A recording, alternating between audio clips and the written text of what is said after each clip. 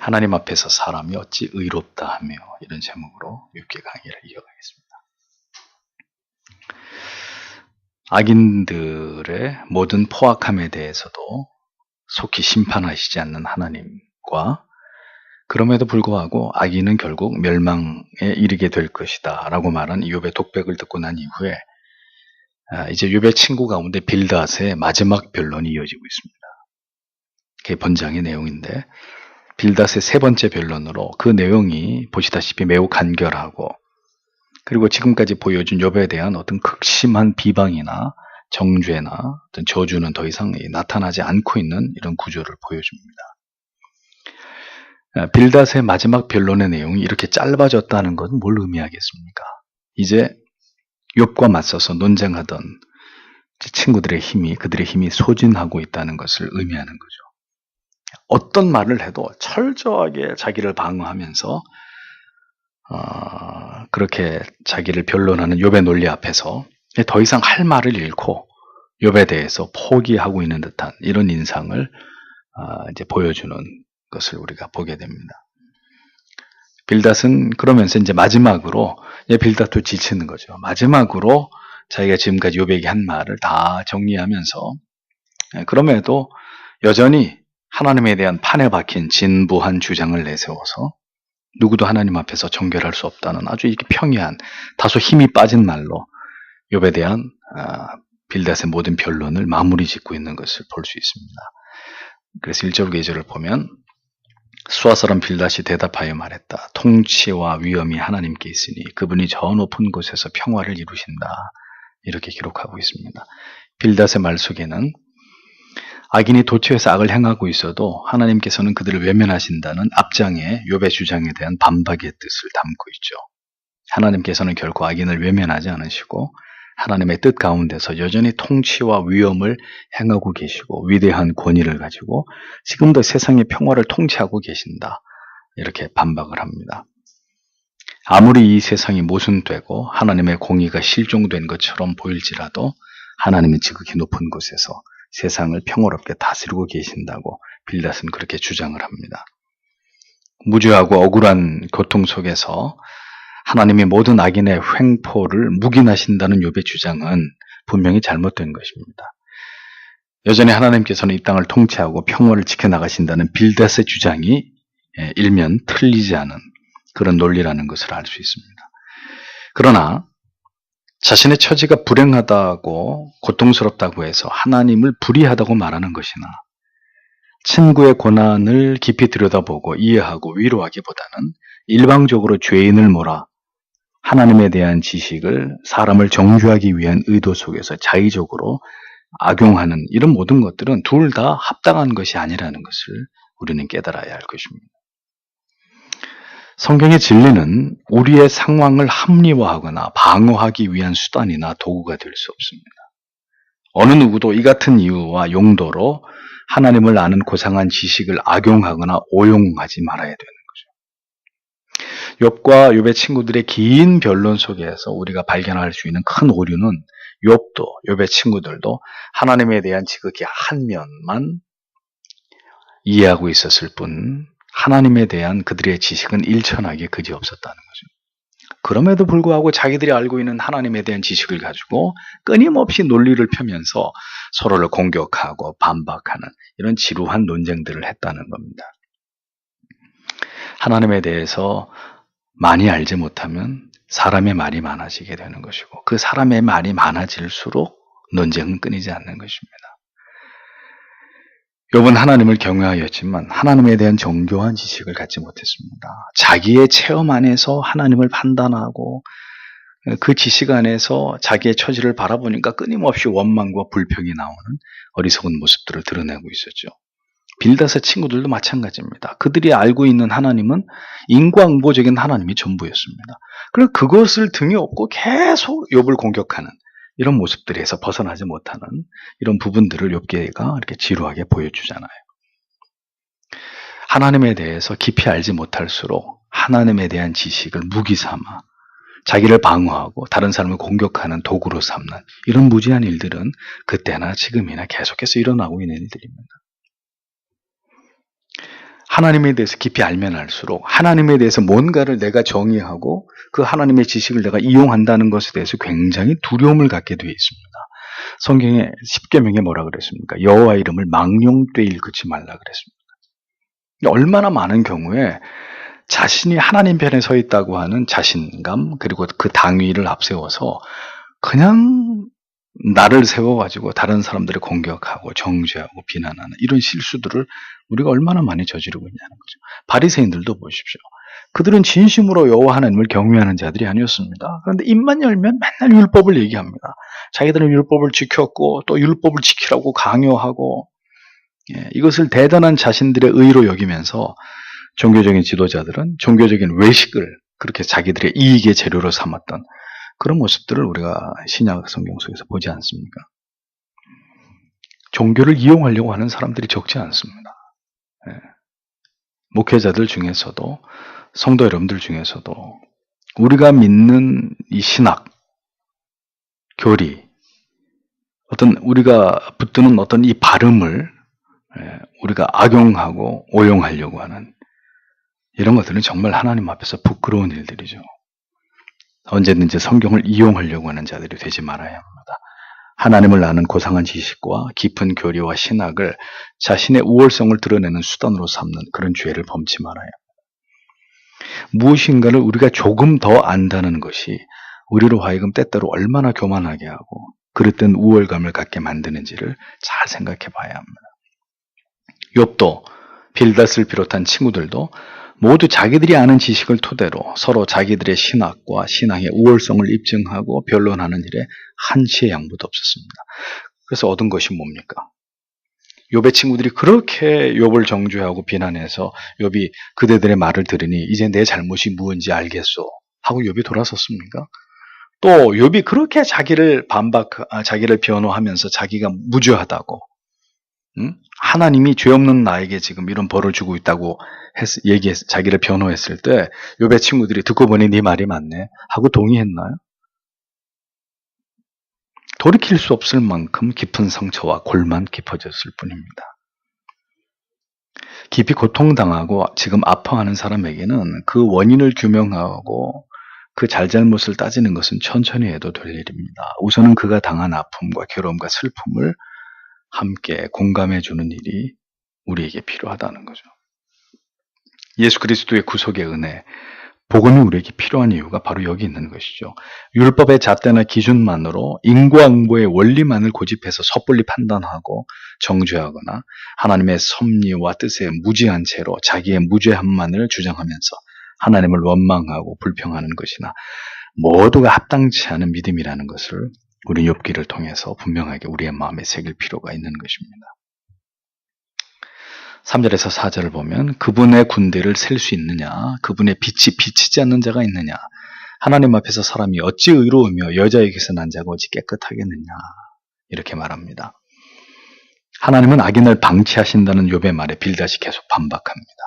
셀 수도 없이 많은 하나님의 군대가 지금도 하나님의 공의를 집행하고 있고 모든 어두움과 죄를 드러내는 하나님의 공의의 빛이 모든 것을 꿰뚫어 비추고 있건만 어찌 하나님께서 불의와 죄악에 대해서 침묵하고 계신다고 그들은 그렇게 말하느냐, 빌닷이 주장하는 것입니다. 끊임없이 자신의 무죄성을 주장하면서 하나님을 대면해서 그 앞에 서서 내가 하나님께 직접 묻겠다고 이렇게 당돌하게 말하는 욥에 대해서 빌닷은 이렇게 반박을 하고 있었던 겁니다. 하나님 앞에 어떻게 의로운 자가 있을 수 있느냐? 어떤 자가 감히 하나님 앞에 설 수 있느냐? 여자에게서 태어난 자들 가운데 하나님 앞에 설 수 있을 만큼 깨끗한 사람이 어디 있느냐? 넌 뭔가 지금 잘못 착각하고 있는 거 아니냐? 빌닷이 그렇게 얘기하는 거죠. 그럼 여러분 보십시오. 빌닷의 말이 원리적으로 맞습니까? 틀립니까? 맞는 말이에요. 맞는 말이잖아요. 하나님 앞에 누가 의롭고 여자에게서 난 자 중에 깨끗한 자 예수 그리스도 빼고 누가 있어요? 그러니까 원리적으로는 다 맞는 말이에요. 그러나 우리는 욥이 죄인이기는 하지만 이렇게까지 하나님께 징계를 받아야 되는 처지는 아니라는 걸 알고 있잖아요. 그러면 뭐가 잘못되는 거예요? 빌닷의 말은 틀린 게 아닌데 빌닷의 적용은 상당 부분 너무 과하다라는 평가를 계속해서 내릴 수밖에 없다는 거죠.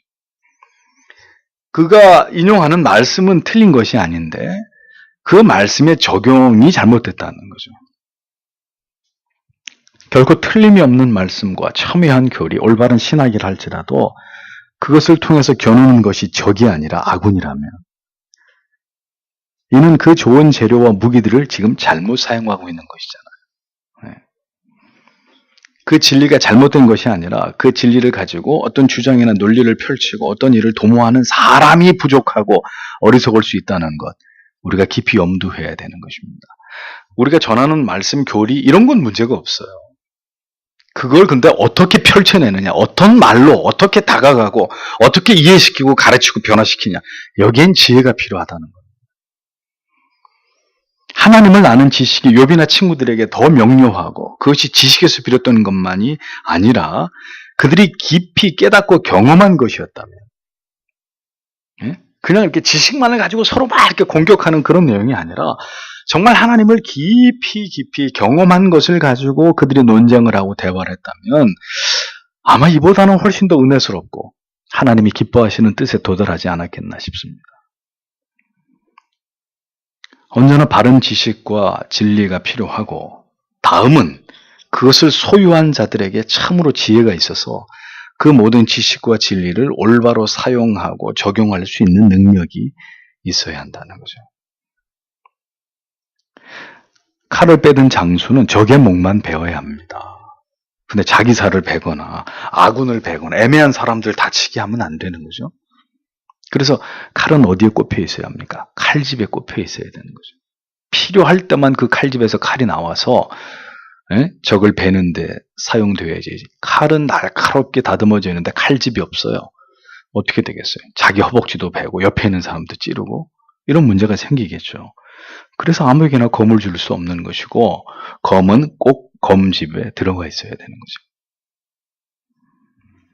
쉽게 판단하고 쉽게 정죄한다는 것은 그 사람의 신앙의 깊이와 인격이 그만큼 일천함을 보여주는 것입니다. 말씀에 대한 깊이와 이해가 부족하다는 걸 드러내는 거죠. 우리는 언제나 하나님 앞에서 겸손해야 합니다. 내가 아는 것이 결코 전부가 아니라 나의 해석과 판단이 결코 올바른 것이 아닐 수 있다는 것에 대해서 두려움을 가지고 있어야 합니다. 그리고 다른 사람을 판단하기에 앞서서 언제나 우리 자신을 돌아볼 필요가 있다는 거죠. 내가 가장 확실하고 분명한 말을 한다고 하더라도 정말 그것이 하나님의 뜻에 합한 것인지 경우에 합당한 말인지를 심사숙고할 필요가 있는 것입니다. 우리는 우리가 믿는 가치가 절대적인 것일수록 우리의 태도와 자세까지 절대적이려고 합니다. 그렇죠? 아니 그렇게 바르고 절대적이고 아주 고상하고 탁월한 것을 가슴에 품었으면 더 젠틀해야 되잖아요. 그렇죠? 더 좀 넉넉해야 되잖아요. 그 품이 더 너그러워야 되잖아요. 어떤 의미에서. 근데 뭔가 대단한 것을 품었다고 하는 사람들을 보면 대단히 독선적이고 대단히 공격적이고 대단히 자기의 생각과 주장에만 이렇게 몰입돼서 대화나 소통 자체가 아주 안 되는 그런 꽉 막혀버린 사람들이 되기 쉬운 이런 특징들을 갖는다는 거죠. 왜 그럴까요? 그게 자기 안에 체득된 게 아니기 때문이에요. 그냥 그 훌륭한 것들이, 그 지식이 그냥 이렇게 담겨만 있지 그것이 나를 통해 이렇게 흡수되고 배어져서 나오는 아직 그 단계까지 가지 못했다는 얘기죠. 그래서 여러분 개혁주의 오만방자합니다. 저는 개혁주의 청교도 이런 얘기 하고 싶지 않아요. 그게 우리의 삶에서 우리의 신앙의 어떤 정직함과 진실성 그리고 어떤 진리 문제에 대해서 첨예함 이런 것들을 삶 가운데 자연스럽게 나타나야지. 입만 열면 청교도 개혁주의 하는데 그런 것을 이야기하는 것과는 비교되지 않는 천박한 그런 인격과 삶의 모순이 나타난다면 그게 뭐냔 말이죠. 옹졸하게 짝이 없고.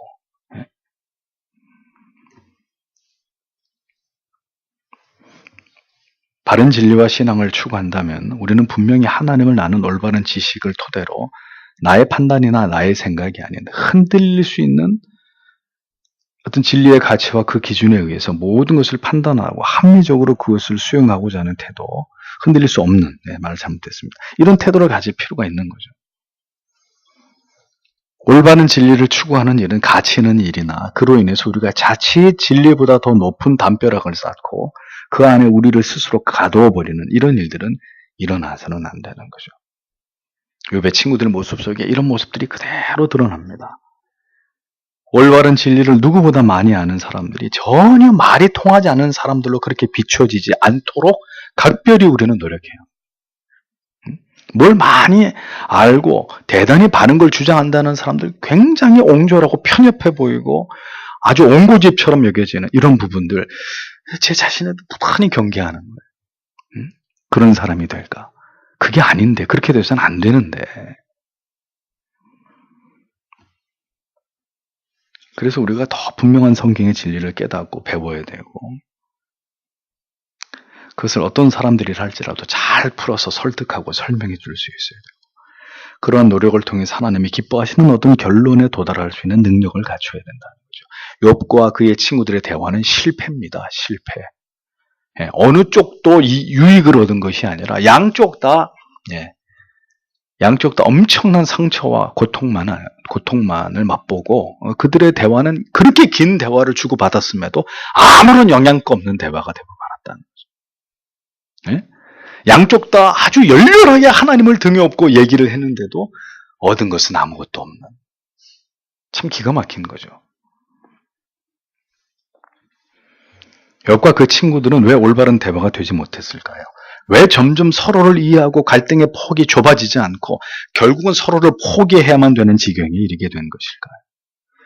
그것은 자기들이 알고 있는 지식에만 너무 고착되고 몰입되어서 그것이 자아의 견고한 성을 쌓았기 때문입니다. 그러니까 도무지 합일점을 찾을 수 없는 거예요. 우리에게 하나님께서 지혜를 주시기를 기도합니다. 그리고 보다 분명하신 하나님의 뜻을 깨닫게 되기를 간절히 소망합니다. 성경의 진리 안에서 성령의 인도하심을 따라서 오랜 시간 동안 인내하고 하나님의 뜻을 묻고 기다리고 그리고 우리를 인도해 주시기를 간구하는 그런 믿음으로 하나님을 섬기고 지체들을 사랑할 수 있는 그런 믿음이라야 진짜 믿음이죠. 욥도 그 친구들도 다 어설펐습니다. 어설펐어요. 욥도 하나님이 복을 주시고 막 그럴 때는 정말 하나님을 경외하는 것 같았어요. 근데 그것을 다 하나님이 거두어가셨을 때는 그의 모든 신앙의 민낯이 다 드러나 버리잖아요. 누가 하나님 앞에서 의로운 사람이 있다고 했습니까? 여자가 낳은 자 중에 그리스도 외에 깨끗한 자가 누가 있다는 말입니까? 욥이 지금 이 진리를 거부하고 있는 것입니까? 전혀 그렇지 않아요. 그런데도 빌닷은 지금 이러한 논리를 사용해서 욥에게 이것을 적용하고 있는 거죠. 억지스러운 거예요. 이건 자의적인 거예요. 강요하는 거죠. 자기의 지식을 상대방에게. 그래서 우리가 무엇인가 우리가 믿는 의롭고 정당한 어떤 일을 행할 때라도 언제나 우리가 생각해야 돼요. 그래도 틀릴 수 있다 내가.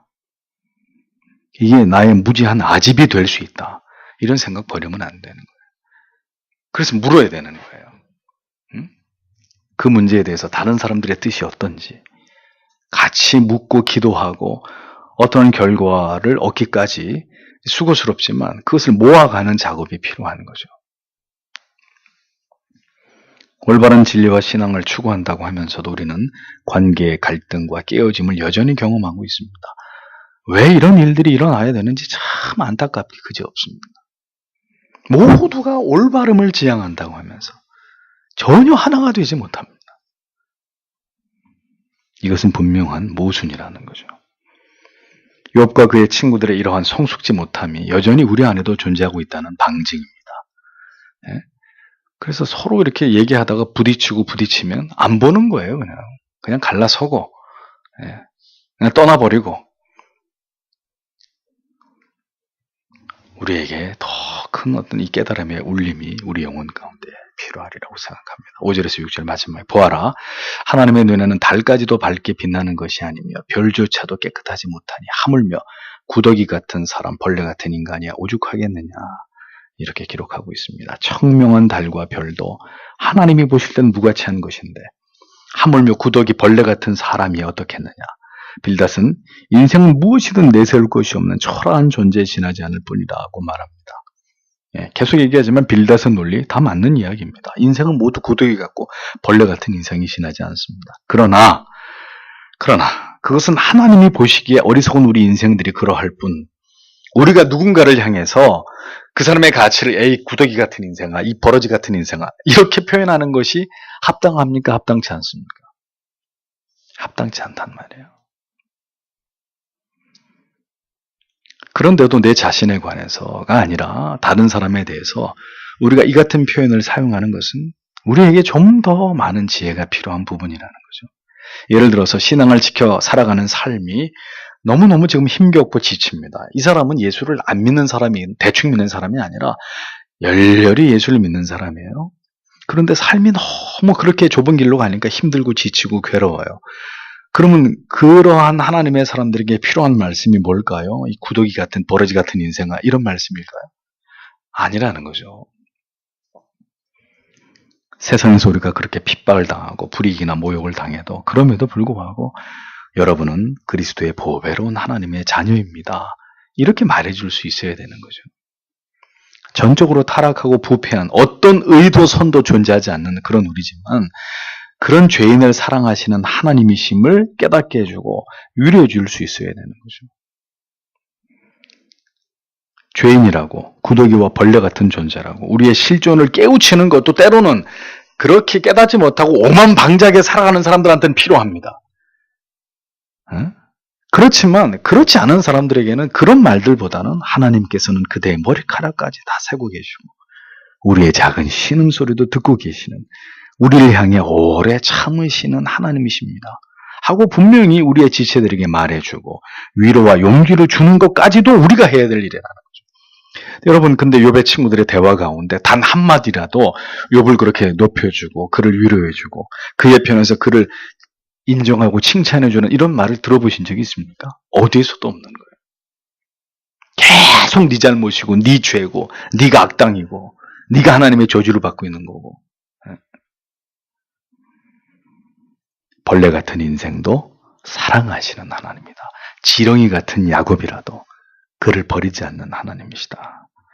지금 욥에게 간절히 필요한 말은 사실 그런 말들이었을 것이라는 겁니다. 욥의 친구들은 아무도 그런 얘기를 해주지 않았다 이거죠. 다 네 죄가 있어서 네가 하나님 앞에 다 이렇게 두드려 맞고 다 잃어버리고 이렇게 비참한 지경에 된 거. 빨리 회개하고 정신 차리면 혹시 아냐 하나님이 널 다시 회복해 줄지. 빨리 회개하라 이러면 욥아. 다 그런 얘기들 뿐이었단 말이죠. 그러니 여러분 오늘의 교훈은 이것입니다. 올바른 성경의 지식과 원리도 언제 누구에게 어떻게 사용하는지에 관해서 오늘도 하나님께서 우리의 입술과 생각을 주장해 주시기를 기도해야 된다는 거죠. 욥과 그 친구들의 긴 이야기 앞으로 또 남아있어요. 빌닷은 여기서 끝났지만 다른 친구들 마지막 변론들이 남아있어요. 근데 아무 영향가 없는 말들 아무 어떤 소기의 목적을 이루지 못한 그런 말들 결국은 이제 이런 얘기들이 다 끝이 나고 드디어 하나님이 이 모든 상황을 정리하시면서 하나님의 뜻을 드러내시게 되죠. 지혜로운 도구로 하나님의 지혜로운 도구로 쓰임을 받는 우리들이 되어야 되리라고 믿습니다. 누가 뭐라 해도 하나님은 결국 그 사랑하는 자녀들을 인도하시고 깨트리시고 깨닫게 하십니다. 물론 혹독한 대가가 지불되겠지만 그래도 중요한 것은 하나님이 야곱을 버리지 않으시고 그를 다듬어 가시듯이 하나님의 사람들을 하나님은 반드시 그대로 내버려 두지 않고 다듬어 가십니다. 우리는 그 진리를 잊어서는 안 됩니다. 그렇다면 이렇게까지 고통당하는 욥에게 이렇게까지 얘기할 이유는 없었을 것이다는 아쉬움이 이 긴 욥의 친구들의 변론 속에서 진하게 우리의 막 가슴에 남는 것이죠.